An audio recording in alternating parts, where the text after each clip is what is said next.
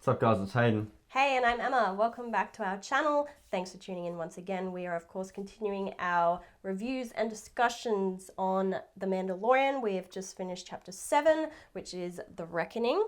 And we've only got one more episode to go now in this season, which is very sad. This was another brilliant episode. We are back on the main storyline, so that was also very cool to jump back into. Yeah, a lot happened. It did, yeah. The episode starts off with Meadow getting a communication from Grief, played by Carl Weathers, who says that Navarro's been taken over by the Imperials and that he wants to strike a deal with Mando, where Mando comes back. They use the child as bait to get in front of the client, and then Mando kills the client, which is Werner Herzog from the first few episodes. And once he's dead, the rest of the stormtroopers will clear out. The guild will kind of regain control or be able to continue their business in Navarro. Mando will be cleared of all wrongdoing, and he'll be able to take Baby Yoda with him, and he will be safe. No one will chase him. So Mando knows that this is his only choice, because otherwise he's just going to keep getting chased. Baby Yoda's never going to be safe. So he takes the deal, but he knows he's going to need some help. Yeah. So he goes and picks up Karl June. Yeah, it's great to have her back. Yeah, who is kind of, still hanging out in the bar. She's fighting people for money. And, she needs a little bit of, she needs to be talked into it a little bit. But once she hears the Imperials in on it, she's like, yep, sweet. Always down to kill some Imperials. And then they're on the ship and they're down in the lower section kind of talking and stuff. And she's like, is Baby Yoda going to be alright up there? And he's like, yeah, he'll be fine. Next minute, the ship just starts going like this. And they go up and Baby Yoda's like on the gear stick just going nuts. Pretending to be daddy. Pretending to be dad, yeah. And they're like, is this how you drive it, Mando? Shit, maybe we need a babysitter. Yeah, that was so they just adorable. Can't leave him alone for 5 minutes. Yeah. Oh, it was funny too just before that, where he peeks his head out of the top hatch. You just see his head just drop down. So mischievous. He's like, are they watching? No, coast is clear. Let's go. So she's like, is there anyone else you trust? And he's like, yeah, there's one person I trust. And it's Quill. Of course. Of course. So we get to see Quill again. Yeah, who we remember from the first and second episode, I think? First and second episode. Played by Nick Nolte. Fantastic character. I really like this one. Yes. Still doing the same thing. He's just living his quiet life. But he has found IG-11 and has reprogrammed IG-11, which is kind of interesting. Which Mando's not a fan of. No. Not a fan of at all. Well, of course, as we know, he hates droids. He doesn't trust them. But he also especially doesn't like this one because it was the one that was specifically sent to kill the baby. Yes. So... Yes, and in his mind, it hasn't lost that programming. That's what it was built for. It's still down there somewhere. Yeah. But yeah, it would be interesting to see if there's like a deeper meaning to this whole thing, because we get like a bit of a montage of how Quill's teaching IG-11 to do all these basic household tasks, and it's almost like an infant teaching an infant to do things. Well, yeah, he pretty much completely wipes its memory, resets it, and he said it was like, bringing it up and retraining again. It's literally learning how to walk and. So I don't know if there's like a deeper meaning on how. We are like set by our programming, by like how we're brought up, or whether we can change and we can change our program and become better and become different. I don't know if there's like a deeper meaning there. Some commentary on that. I'm not sure. Maybe. So they talk Quill into it. And so he's got his crew together. So they fly off to Navarro, and on the way, Karl June and Mando are having a bit of an arm wrestle. So having a bit of an arm wrestle, a bit of friendly competition. We can see that connection between those two, that friendly connection. So that's good to see. Some character, just some character building, some relationship building with those two. But Baby Yoda, he sees things a little bit differently. So he thinks that she's like attacking Mando. Yes. And so he sees a little hand go like this and start twisting around, and then Kara starts to get choked. Like he's force choking Karl June. Yes. Baby's gone into defense mode and wants to protect his big daddy Mando because he thinks he's in trouble. He thinks this is conflict happening. Yeah. And then he's like, no, Kara's a friend. We're just having an arm wrestle. Yeah. And he's like, no. See, I thought he was just going to, like, push her arm down or something. Like, something, That's like, what I thought too, innocent actually. like that and just help him out. Yeah. But no, it was like a full-on force choke, so... And she's like, he's trying to kill me. This is not right. So, I think it's a good sense that maybe he doesn't have full control over his powers. Or maybe he just doesn't understand. Or understand. Maybe he just doesn't understand human interactions yet as well. Like, could be as simple as that. Yeah. Yeah. Maybe he can't differentiate between innocent and actual conflict. I'm glad we're seeing more of those force powers come into play. Yeah. So that's really good. But no, everything's good. They keep on going to Navarro. They land and they're met by Carl Weathers' character, who, there's just some light introductions there. And then they make their way. So a bit of a trek, bit of a journey. They got the blurgs with them. Mando, Karl June, and Quill. So Quill's lent them a few of the blurgs, so they're riding on those. Yep. And Grief has brought along some backup as well. Yeah, so he's got a couple of guild members. He's got like 4, who's a come few along. guild members. Yep. So they just trekking through the wilderness. They take a pit stop, bit of a campfire, just chilling out. And next minute they're getting attacked by some bloody dragons. You guys like Game of Thrones for a minute. It did get a bit Game of Thrones. I don't think we've had dragons in Star Wars before, have we? No. If we're wrong, let us know. But I don't recall ever seeing dragons in anything Star Wars before. So that was cool. A bit of a battle ensues, and guns are blazing, and these things are swooping down, taking out a couple of blurgs. Carl Weathers I think we lost a blurg. Yeah, a couple actually, and then Carl Weathers gets a massive gash in his leg. No, I think it was in his arm, was it? Was it arm or leg?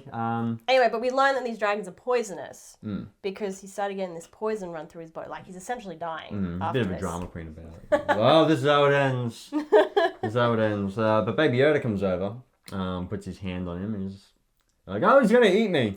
That was funny. Yeah.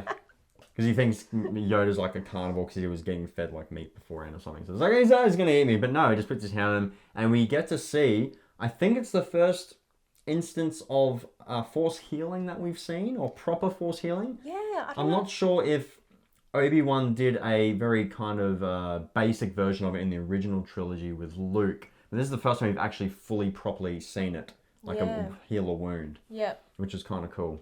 Yeah, definitely.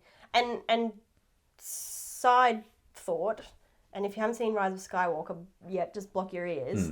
Because I thought it was interesting that they dropped this episode day of the release of the new Star Wars Rise of Skywalker. And, we learned that the Force can be used for healing. And then, funnily enough, Rey in the new movie ends up using the Force to heal as well. So, I don't know. Very interesting. I think, coincidence? Maybe I don't not. know. Maybe purposely I was trying to, work out why they dropped the episode so close to the movie. I didn't know if it was just so it was like lots of Star Wars in one day, or if they were trying to link up something. Yeah, but that was it. That was the only thing I could really think of was similar to the film. Anyway. You also had another thought on Yoda and his force powers, and whether they've just started to develop in his 50s. Yeah. And how long the Empire and all that have been after him. Yeah, known about him? I was wondering why now. Why is it now that these guys are so interested in the baby? Like, as we know, he's 50 years old, which is still infant age in this species timeline. But why now is he so important, and do they want him? Is it because at this age, do they know that this species is when puberty. is when they hit puberty and get their powers? Like, I just thought it was really... Start growing a couple of pubes, get their force powers, Stop! It's just a baby! But, I just find that quite interesting. And I hope they touch on why... Because I'd like to know where baby has come from. What was he doing leading up to this point? And because I also feel like baby still doesn't know his full potential. I still feel like he himself is still figuring out his own powers.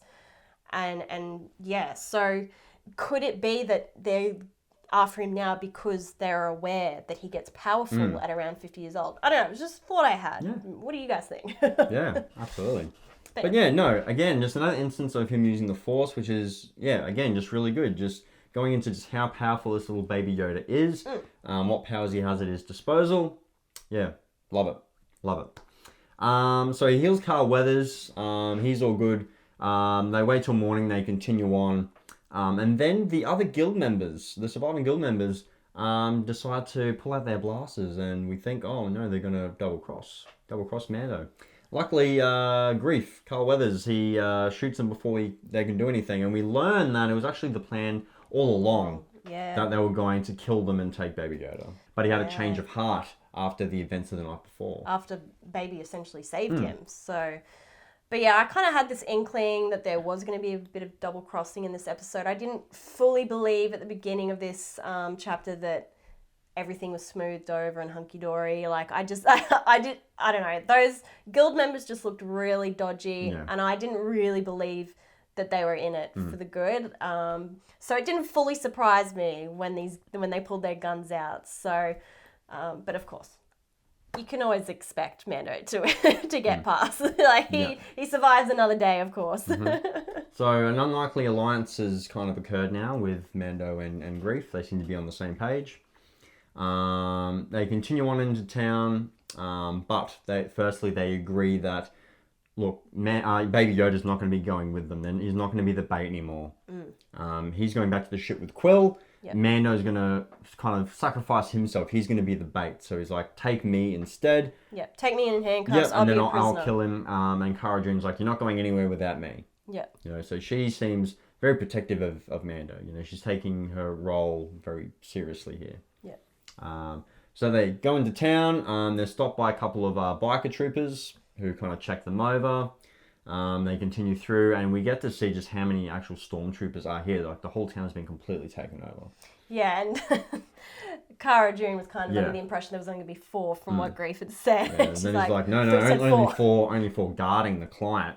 She's like, oh, right. Much more in town. Yeah. So she wasn't very impressed about that. No. So they go down and they see the client. And I love the actor who plays the client, Werner Herzog. However you say his name, he's he always talks like he's writing a very professional business email. He's very proper the way he delivers his words. I like how his character is written. Yeah. Some of his and his accent just gives this villainous. It's a great character. Yeah, very kind of vampiric kind of accent, I find. But yeah, no, he's great. Yeah. So they sit down, they start talking. He's like, hey, can I see the baby? Grief's like, he's sleeping. He's like, oh, we'll be quiet. So we think the jig is up. We think, oh man, they're going to know that Baby Yoda's not in there. But no, quite conveniently, he gets a call. One of the guys comes over and says, man, you got a call. So he goes and takes the call. Mando gets out of his cuffs. Grief hands him a blaster. And we think, okay, cool, now it's going to go down. Out of nowhere, though, the whole place just gets shot up. So we're like, oh shit, okay, something's happening here. So everyone's taking cover. Something's going down. So everyone's taking cover. Werner Herzog, the client, he's getting shot. All these guys are getting shot. And then we are introduced to Moth Gideon. So we see like the Death Troopers, the black stormtroopers, the Death Troopers out the front, blasters pointing at the building. Moth Gideon comes down in his TIE fighter, and I really like how the TIE fighter, like the wings fold up so it can land. Like, that was just a really nice little, I guess, addition to the lore of the TIE fighters and how they operate, because I don't think we've ever actually seen them like land. We've always just seen them kind of flying around, docked in a Star Destroyer or something. So that was really cool. I like that. And then Moth Gideon kind of comes like this. It's almost like lifted by a platform. And we get introduced to Moth Gideon. He's played by the dude from Breaking Bad. Yeah. Can't pronounce his name, so not going to bother, but bad guy from Breaking Bad. And he's like, you have something I want. You have no idea how much I need it. I want it. And yeah, so Mando knows that like they're pinned down now. Like, they're in trouble. So he's on the intercom and he's like, Quill, are you back at the ship yet? Are you back at the ship? The jig is up. Quill's like, not yet. So we see him kind of powering towards the ship. Baby in his arms, because he's taking Baby back to the ship. But some biker troops pick up the transmission and then speed off. So then we get this really intense sequence Yeah. where Mando is like still pinned down. He's trying to communicate with Quill. There's no answer. You see Quill just gunning it towards this ship. Trying to get there as quickly as he can. But obviously the speeder bikes are just so much quicker. Even with the head start, we know those speeder bikes can catch up. Yeah. And I really like how that scene is edited. Like it's just really suspenseful and tense, and it's just going back and forth. I really like how that's edited. Yeah. But towards the end of the scene, we see a shot of Baby Yoda on the ground. Oh.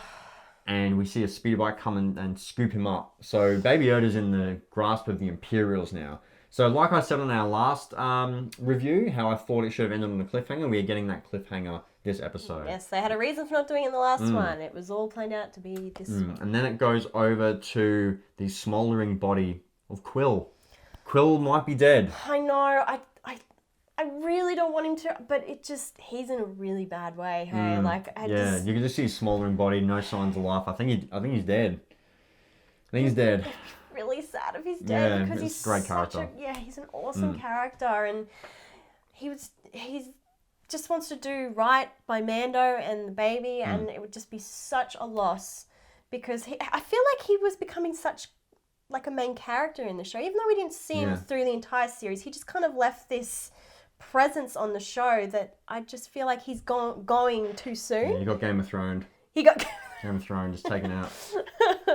And that's kind of where the episode is left. Like, Mando's still pinned down.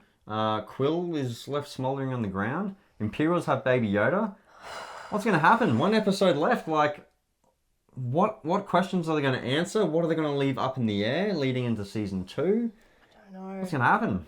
Is Moth Gideon the big bad of this series, or is there like a higher power that Mando's going to have to answer to at some point? Have we? I don't think we've had him in any Star Moth Gideon, Wars I don't think so, no. things before. Like, yeah, I'd love to see how he fits into the scope of things and whether he is the big boss or if there's someone above him. I hope Baby's going to be okay. I hope Quill's going to be okay. I don't think he is, sorry. I think he's dead. I think he's gone. But yeah, I really hope going into episode 8, chapter 8, I hope this last episode is going to be maybe a bit longer. A bit more epic, a bit longer, I hope it does answer a couple of questions, but I also hope it leaves some stuff open for season 2. I don't want all my questions answered. I'd like to have a bit of a narrative, going through the break. With you guys as well at home. Maybe we might do some prediction videos through the break. Who knows? If you would like those, let us know in the comments. But yeah, I'd like to see a couple of questions answered, but some stuff still left up in the air. I'm not expecting us to learn the whole history of Baby Yoda and all that. I think that will probably be like a series arc rather than a seasonal arc. Yeah. Yeah. But no, I think this was one of the more exciting episodes. Like, I'm glad we're back in this main story now, and I said we probably needed to. Like, in the last review, I'm like, it needs to get there. It needs to get back in that main story, which they did. Yeah. But all these, I think all these characters are starting to come back, so we're getting kind of that payoff with those introduced characters, which is good. This one was, like, up there with the first few for me in quality. Like, whenever they go into the main story, like, it's just, it's such an interesting storyline. Yeah. That main story. They keep that suspense going and keep you guessing. Yeah. Yeah. So it's one of the better episodes of the season so far. That last scene was just so well edited and so suspenseful. The stakes were so high in that. And what a cliffhanger. What a cliffhanger it's left us on. But yeah, another brilliant episode from The Mandalorian. Can't wait to see how this all wraps up. But at the same time, sad that it's going to be wrapping up very soon. I'm going to be busting to see the new the new season. I don't know if I can wait a whole year. I hope they don't make us wait a whole year. I hope not. But yeah, this was fantastic. And what a cliffhanger we have been left on. Yeah, I feel just like the stakes are there now. The stakes are high. This show does a really good job of just having those stakes there, all the actions, all the Mando's actions are having consequences. Yep. And we can feel that, which is good. It just helps build that suspense, that tension. So I'm loving that. And yeah, I'm like you, just can't wait for the next episode. I just hope it's little bit longer, a little bit more epic. I hope they, half an hour just doesn't seem long enough to kind of wrap up a season. Some episodes have been pushing 40 minutes, Yeah. but let's fingers crossed for like an hour episode. That's something I really hope for the next season is hour-long episodes. I just want more of this show. They're just so entertaining. Yeah. But what are your predictions for episode 8, and what did you think of episode 7? Let us know in the comments below. Slam that like button if you like this video. Subscribe to our channel for more. Hit the bell for the notifications because we've got a lot of content coming up. We not only have the episode 8 review of The Mandalorian, we've got our spoiler review of Rise of Skywalker. So if you are up to date with our content, we did a spoiler-free review. If you haven't seen that yet, we might put a link down in the description. Yep, just our first initial thoughts on it, straight after the midnight screening. So we've got a spoiler review coming up of that. And also our first really negative review. Yeah, we haven't had one yet. We've been pretty positive and level-headed so far, but this is the first time we actually go off on a film and trash it, so very exciting. Stick around for that one. Stick around for that. Find out which film that is. And yeah, before we go off, I think we also need to say Merry Christmas, guys, because this is probably the last time I'm going to see you guys before Christmas. So no matter what you're doing, whether you're spending it with family, you're just having a quiet one with friends, you're going traveling, whatever it may be, we hope you have a fantastic Christmas, and we will probably see you just before New Year's. Hopefully. So yeah, have a good one, guys, and thank you guys so much for watching. We'll see you guys next time. Yeah. Merry Christmas. Merry Christmas. Bye. Bye.